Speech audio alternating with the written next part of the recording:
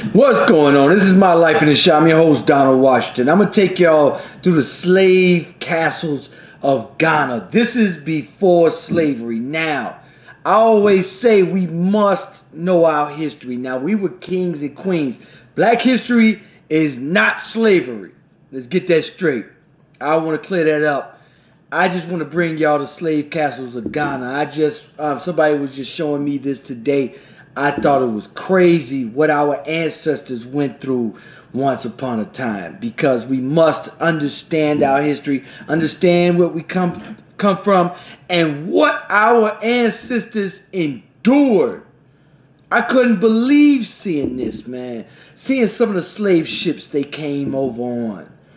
This documentary, now, I'm going to also bring you guys, I'm going to break up the documentary of the Haitian Revolution of 1805.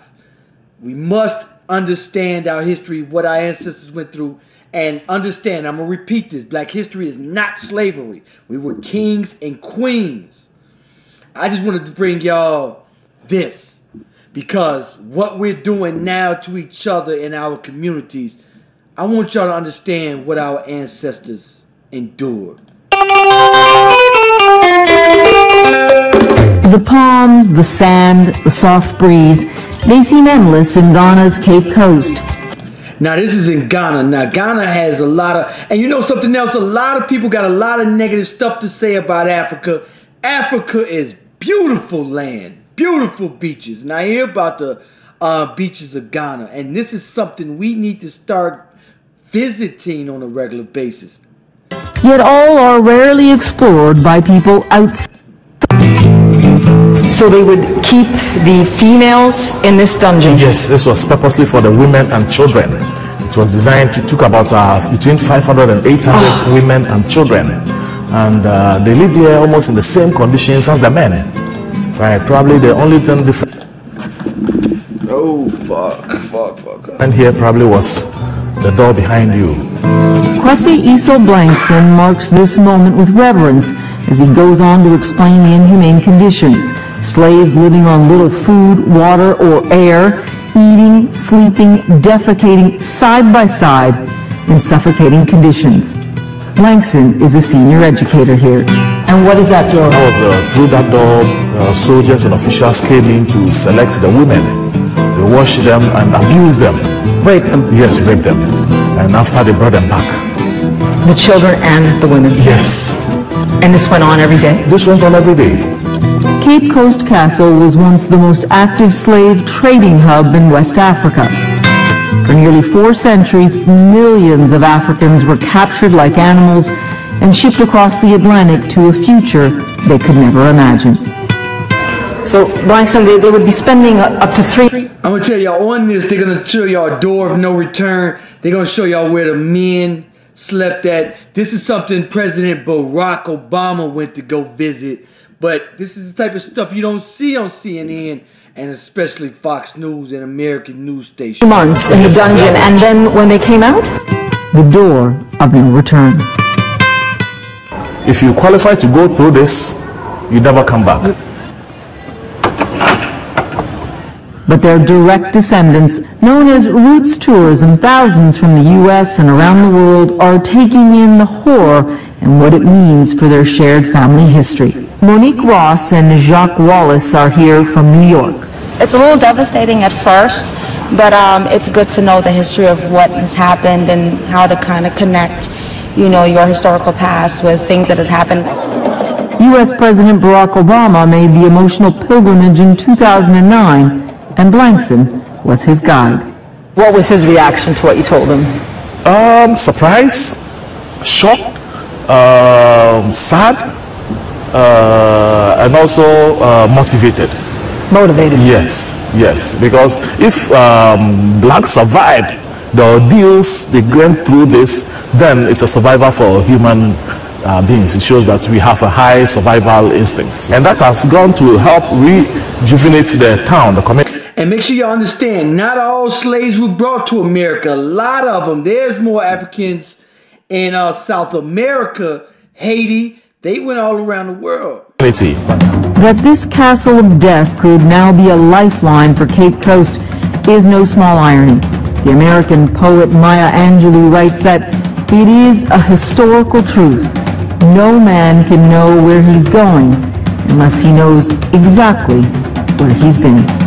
I'm gonna show y'all another, hold on, let me show y'all. It's on YouTube. Tavis Smiley. Now they try to come at that brother for a sex scandal, and he fight back. He ain't having it. But let me show y'all.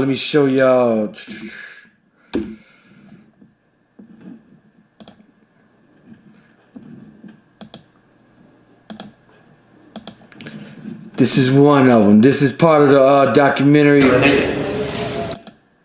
can see 100 parts just look captives to plantation owners.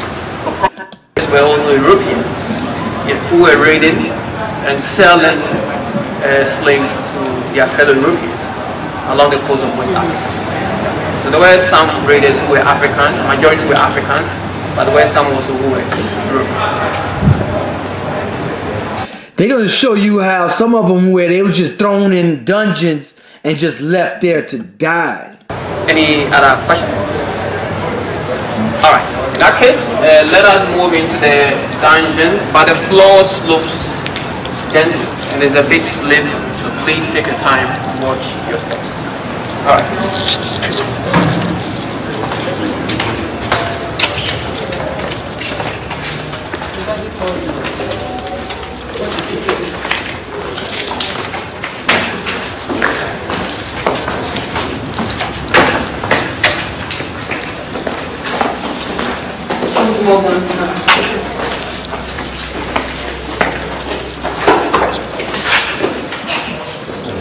Don't worry, the floor is flat, it just slopes. There's no bumpy, there are no stairs. Okay.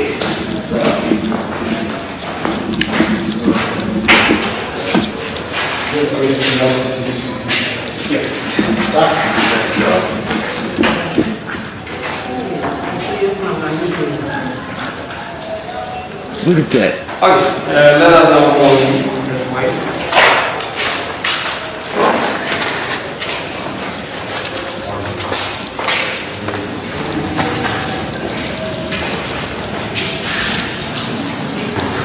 No, I was never on Zach TV. So y'all look at this, man. Look at that little hole. That's the only thing they had for sunlight. And when it was dark, they were in complete darkness. I'm talking 400 or 500 slaves. They had to use the bathroom over each other. Imagine your child being in something like this.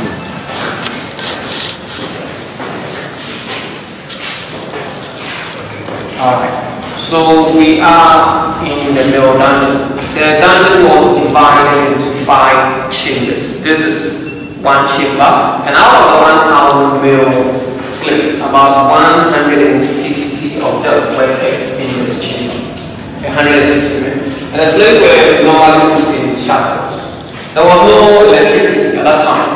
So the 3 vents are the source of light and ventilation for the slaves.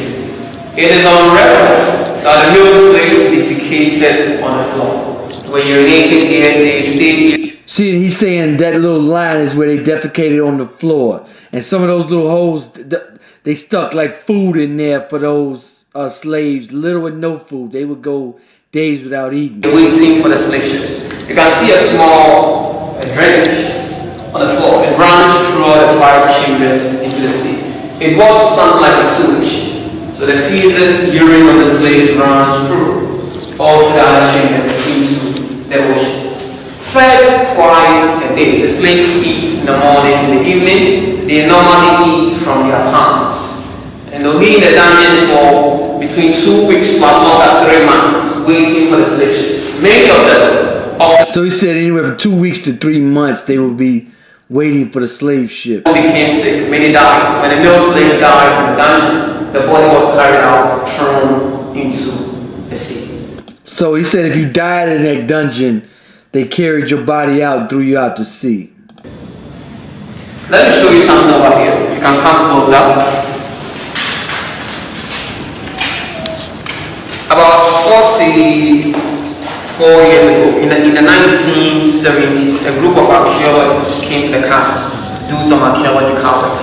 And when they came to this chamber, they discovered decomposed human waste covering the floor.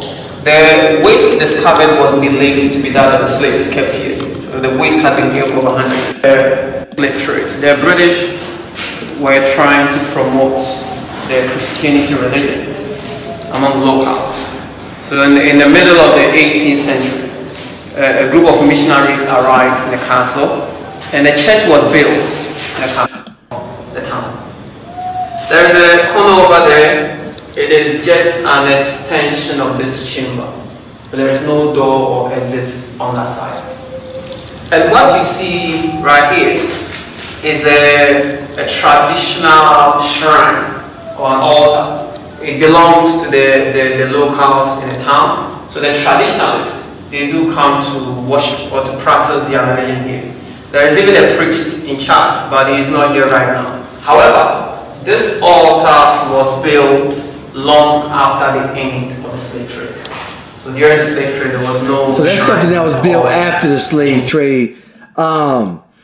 You know, man, definitely go on YouTube, look up the slave trade, slave capsules of Ghana. Man, some of the conditions is horrific. Some of the castles, man, some of the parts, they just, if you resisted, they had a little small dungeon where they just locked you up and just let you rot. They were known as Scottish. So you can know that the ancestors were from. But for a family, unless you do the DNA and all that, yeah, it's a long process.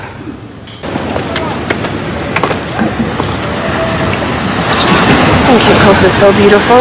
It's unfortunate what took place here, but it's such a beautiful city.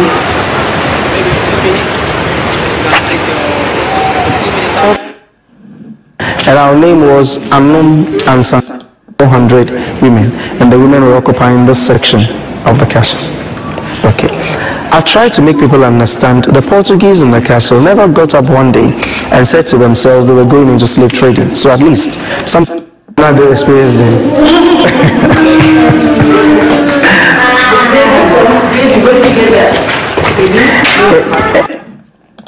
And see, this is some of the stuff that we should be going back and visiting. This is stuff that everybody.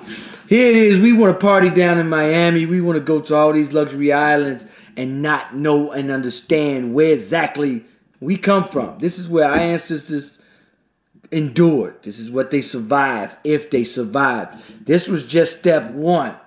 We never learned about step one. We don't understand. Let me tell you something. Just like I was saying, black history is not slavery. I'm only showing you guys this, man, because I was just tipped to this today. I've never seen it. I never heard about the Haitian Revolution where they successfully fought off the British, the French, and who else? Anyway, they fought their way out of slavery. The Haitians did. However, right now they're the poorest Western country in the Western Hemisphere because we won't do any trade with them, anything like that. So, man, I found this. And another thing interesting is that Blankson is also original Ghana. Blankson. There's no white man called Blankson. Have you heard of white man called Blankson? He's original Ghana. The guy was Kuntu. And much love to President Barack. He actually... through which an estimated 10 to 40 million enslaved Africans were shipped off to the New World, many of those, of course, ending up in America. The president came here as part of a presidential trip, his first presidential trip to sub-Saharan Africa. But it's also a trip that is in many ways deeply personal for President Obama. It's a journey that encompasses both the politics of today and the still painful memories of our past. As you walk around this castle, what goes through your mind?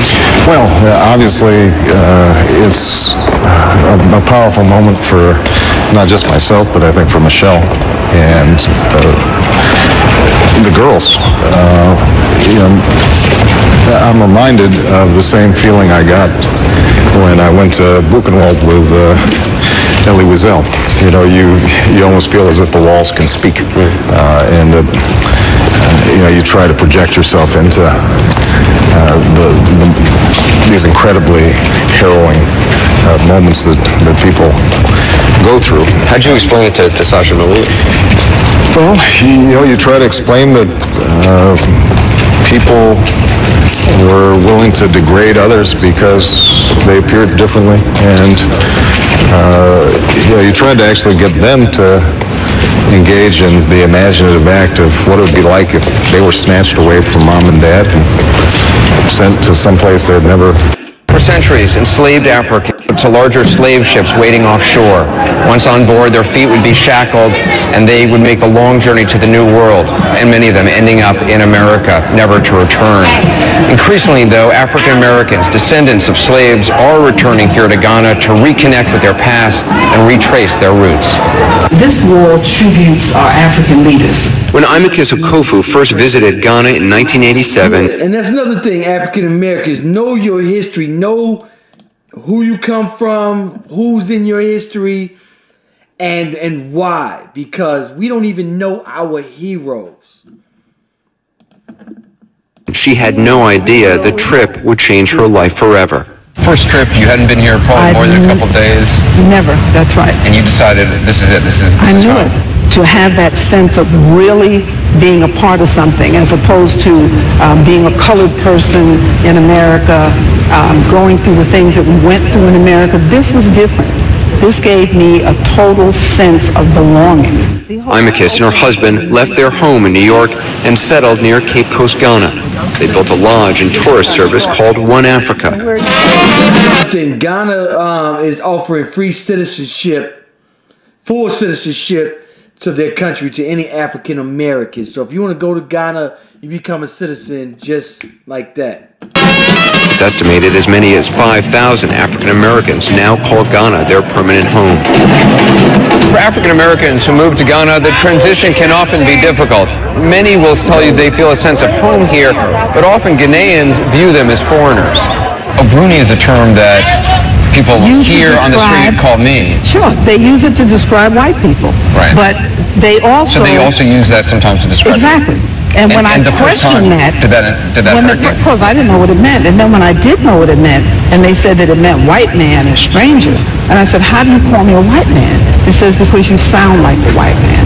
Do you warn folks who have just come here for the first time, African Americans who have come here, and maybe hope to be embraced in a way, do you warn them that, you know what, you might get called white man? Sure. And I tell people, don't take offense. Tourism has become big business in Ghana. Some 10,000 African Americans now come here every year to reconnect with their heritage. Many make a pilgrimage to Cape Coast Castle, one of several fortresses with dungeons where millions of enslaved Africans were held before being forcibly sent to the New World. I honestly think that this would be something that's mandatory for us. Because once I seen this, I couldn't believe that we out here killing and fighting with each other after all of our ancestors went through. How can and if every family can go back and look at this, then we'll come back with a total different mindset. Wow, what this must have been like. Makiba Clay has been coming here since 1995. She works at Princeton University and brings groups of students here to learn about the history of slavery. For her, the most difficult part of the trip is standing by the door of no return, through which so many enslaved Africans passed before being forced onto slave ships. All that the slaves went through, the rape, the bloodshed, the deaths, the babies that were born and unborn. And then I think about their final moments, leaving the shores of Ghana. Some who made it,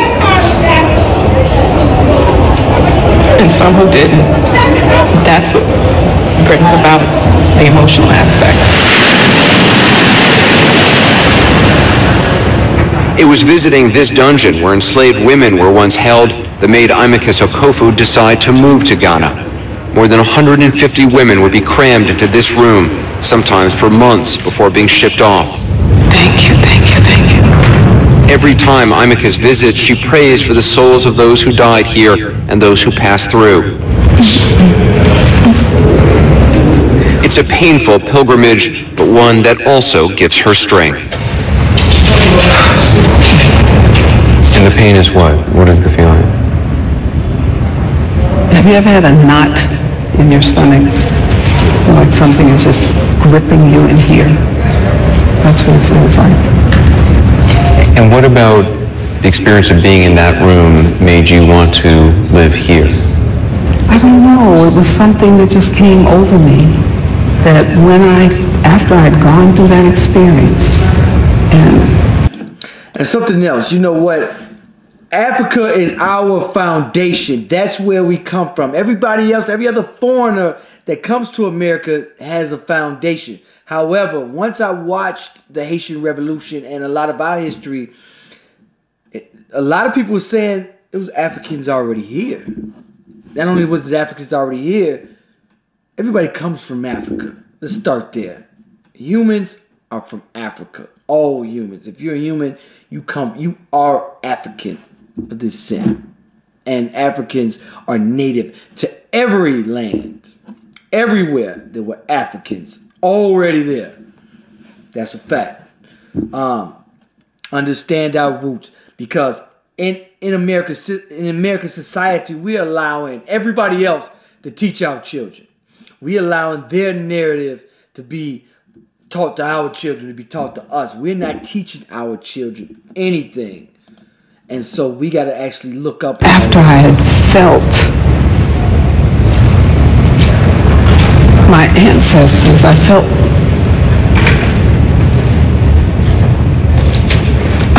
as though people were,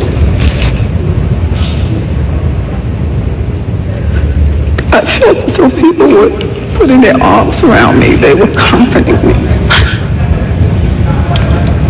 They made me know that this was my place and that I had a responsibility in being here. And that I belonged here. That's what it said. It said, you belong here.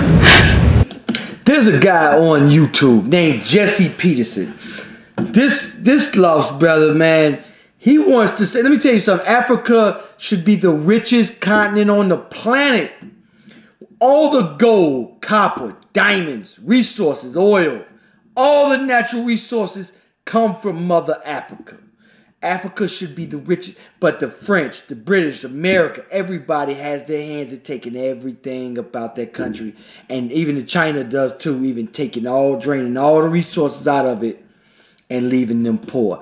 What they did was conquer every country and then leave one person ahead of that country. They still run it, the French government, the French, British, and they leave one family that's getting millions. They're taking billions out the country, and they leave just a civil war. Everybody fighting for pennies now. That's what we're dealing with. And we need to reach back to... I'm glad you feel that you found a home. Naughty or nice? We don't judge. Everyone can get our best deals of the season on select models during Hyundai. So that's what we're dealing with. That's something that every person should do a pilgrimage to where we actually came from. Alan, here it is. Experienced racism growing up in the South, but I know it was nothing compared to what my ancestors endured. I just never got to learn their histories. I don't know where this journey is going to take me. What am I doing? Are you rolling? I couldn't do this without my mother, and I can't tell you how excited I am that she is going to be with me. Hey, Mother. My mother, she had problems with people. She was shunned because of her color. And her father was white.